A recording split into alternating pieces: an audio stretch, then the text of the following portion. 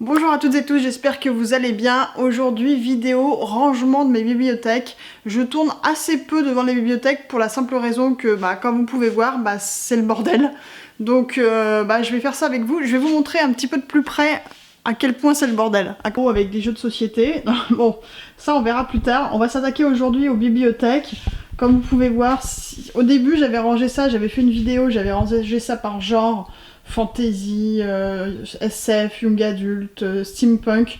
Bon voilà. Là c'est plus le cas. Là vous avez du bordel. Là il y a du bordel. Là il y a du bordel. Et puis là il y a du bordel. Donc je vous propose de ranger ça ensemble. Je vais pas refaire ça par genre parce que j'ai envie de changer. Je vais essayer de faire un truc esthétique aujourd'hui, pas par couleur, parce que je suis pas sûre d'avoir beaucoup de couleurs variées, type bleu ciel, jaune, rouge. Même si ça aurait fait sympa de faire un truc un peu arc-en-ciel, mais j'ai pas les livres pour, malheureusement. Donc on va essayer de faire un truc par éditeur. Parce qu'en général, les éditeurs, ils ont un petit peu les mêmes formats de bouquins. Donc on va essayer de faire ça, c'est parti. Alors là, ici, sur la première étagère, je vais essayer de mettre... On va enlever ma petite pop, mais je vais essayer de mettre du Brajlon.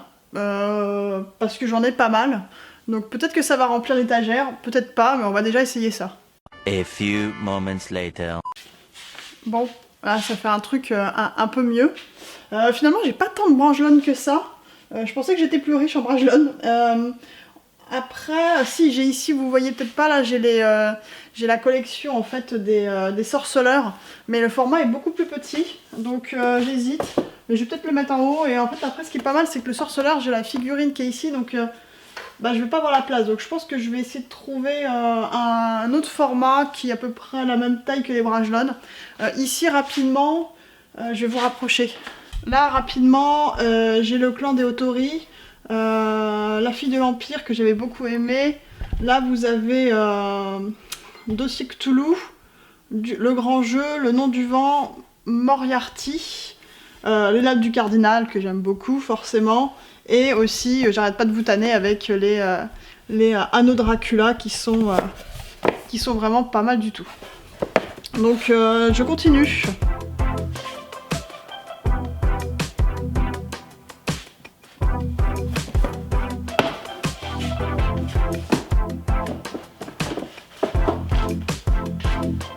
Bon, ça avance. Ça se voit peut-être pas, mais j'ai fait les 2 étagères.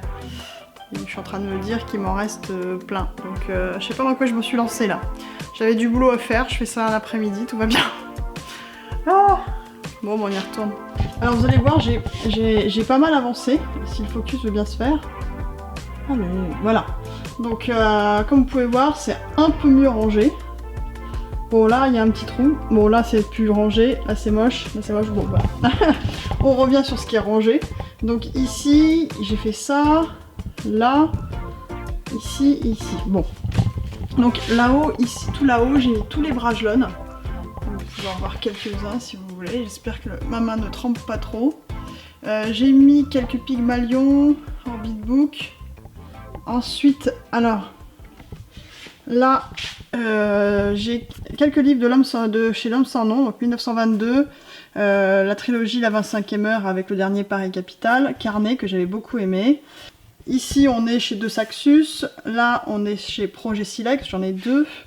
On a de retour du Brajlon. Alors, je l'ai un peu coupé. Allez. Voilà, c'est bon le focus. Je l'ai coupé un peu avec le reste, avec les autres Brajlon, tout simplement parce que je voulais le mettre à côté de Geralt. Enfin, je voulais mettre cette série à côté de Geralt. Et de chez Brajlon, un peu dans le même format. Ici, on a Paris des Merveilles et le premier tome des Salauds Gentilshommes, que je n'ai pas lu encore. Ensuite, là on est chez Albin Michel Imaginaire, où on les reconnaît vachement avec leur tranche noir et blanc, en cadrant c'est mieux. Là on a une petite série des éditions La Talente, avec Les Tambours du Dieu Noir, Le Mystère du Tramway, Ring Shout, du Becky Chamber, j'en ai un seul. Attendez-vous. Problème de cadrage, excusez-moi. Là j'ai le premier tome comment ça s'appelle ? Chronique d'un assassin. Donc ça c'est vraiment bien. J'ai le deuxième et il est sur ma table de nuit. Là c'est Rive Gauche.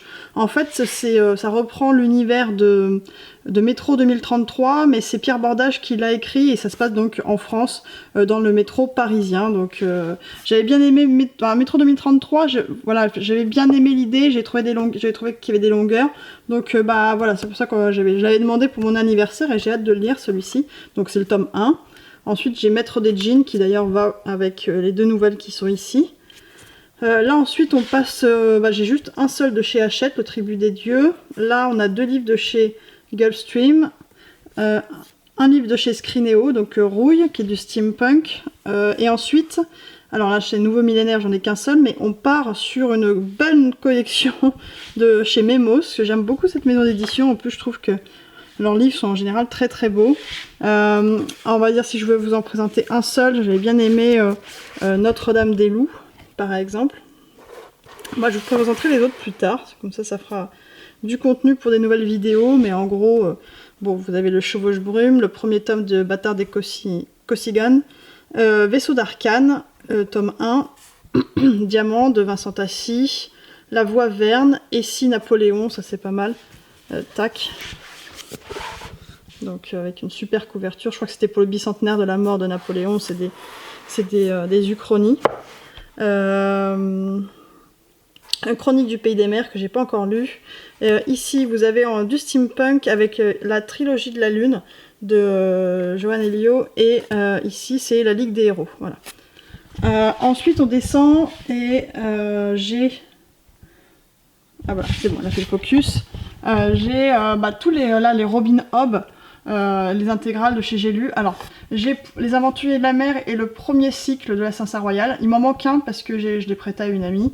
Là, les 2 premiers tomes de Blackwater. J'ai mis un petit trou parce que je pense que je vais m'acheter la suite. Donc, puis bon, c'est vrai que les tranches, elles sont magnifiques. Donc c'est pour ça que je voulais les mettre dans cette première bibliothèque. Bon, en bas, ça reste non rangé, comme vous pouvez voir. Et là, j'ai commencé un petit peu sur cette étagère. Je sais pas si vous avez fait... voilà, enfin, on est comme ça. Hein. C'est des étagères comme ça, de chez Ikea. Non, c'est pas des Billy, c'est Emt, je crois, la collection. Et moi, je les aime bien parce qu'elles sont en bois massif. Et on vous peut mettre du poids, les étagères, elles bougent pas. Donc c'est clair qu'elles sont un peu plus chères, mais bon... J'ai eu la mauvaise expérience une fois d'avoir acheté des Billy, d'avoir mis beaucoup trop de livres, et il y a carrément une planche qui est complètement en train de se casser la figure. Donc bon voilà, et puis bon, c'était un beau cadeau, elles sont jolies. Mais bref, on va arrêter de parler d'Ikea. Ici donc les Stephen King.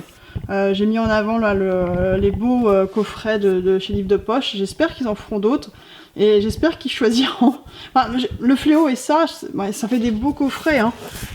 Mais c'est pas... Enfin, pour moi, c'est pas les meilleurs de Stephen King. Là, je suis en train de lire, je suis plutôt sur la deuxième moitié de 22-11-63, que j'aime beaucoup, que je vous recommande si vous voulez commencer Stephen King. En tout cas, c'est pas mal. Et là, j'ai fait une étagère. Alors oui, ça dépasse un petit peu, mais c'est du Lovecraft.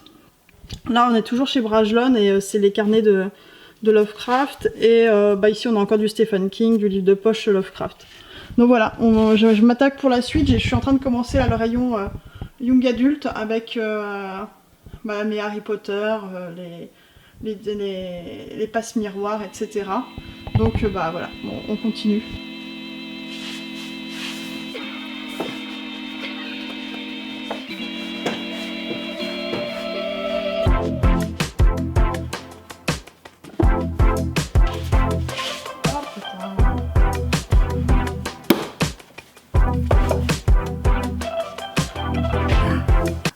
Que j'ai fini.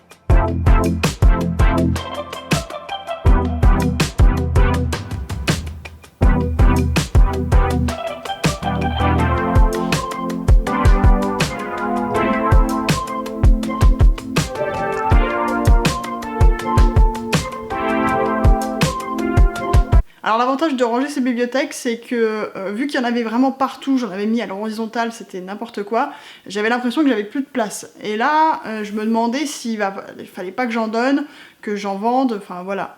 Ce qui me faisait un peu suer, je vous avoue. Là, l'avantage de ranger, c'est que je me dis, j'ai encore de la marge, je peux encore acheter. Et je peux encore lire plein de trucs surtout. Donc voilà, je suis pas mécontente, c'est plus rangé par genre, je trouvais que le genre c'était quand même pratique. Là maintenant c'est rangé par éditeur. Alors je vous avoue que toute cette partie-là est bien rangée par éditeur, la partie là-bas, beaucoup moins. J'ai commencé à en avoir ras-le-bol, d'ailleurs ça a dû se voir un peu. À la fin ça a été un bon, allez, on va tout mettre ensemble. Là-bas il y a beaucoup de poches. Mais clairement, je pense que je pourrais faire mieux, voilà. Après, ce qui est cool, c'est en rangeant ces bibliothèques, l'avantage aussi, c'est qu'on découvre plein de livres que... Oui, parce que je mélange ma pile à lire avec les livres que j'ai lus, parce que sinon, je m'en sors pas, et puis j'ai pas 36 endroits dans la maison pour mettre cette pile à lire. Elle est déjà assez conséquente, donc je pense pas que mon copain soit content que je lui mette des colonnes de livres un peu partout. Et puis, bon, bah finalement, comme ça habille... un peu plus la bibliothèque. Voilà, n'hésitez pas à me dire ce que vous en pensez. Je me suis rendu compte aussi qu'il fallait que je fasse un petit peu de ménage. Il y avait plein de poussière aussi sur la bibliothèque. Donc ça, c'est la partie moins fun à faire. Je vais pas vous la filmer, hein. Je pense pas que ça vous intéresse. Voilà, et ben je vous dis à très bientôt pour une nouvelle vidéo. Salut, ciao ciao.